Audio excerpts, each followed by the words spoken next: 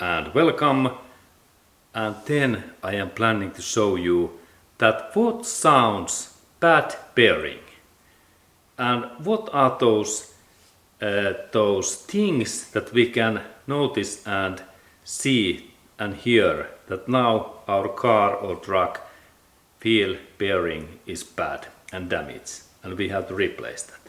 Let's go to look at what are those things what we have to understand. Okay, and here we have this bad bearing, and if we lift our wheel up, then we rotate that. That kind of sound, like rolling sound, it means that now there is some issue, starting issue. Soon my bearing is damaged.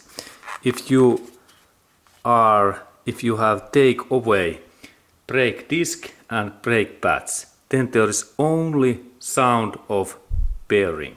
Listen.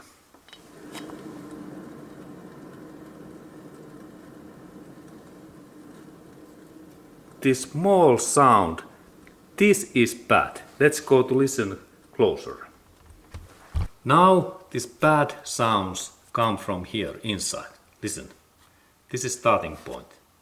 Silence. Then I rotate that. We can hear this whoa, whoa, and this rolling sound. It is bad.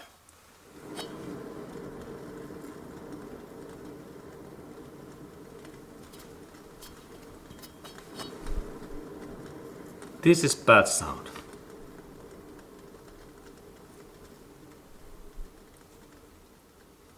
If we hear anything like that, this is like starting thing.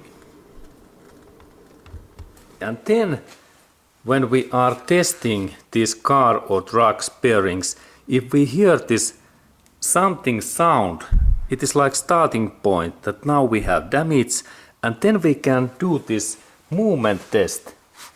And sometimes everything is okay, that there is no any extra tolerance, but the sound tells to us that something is wrong in their inside. Okay.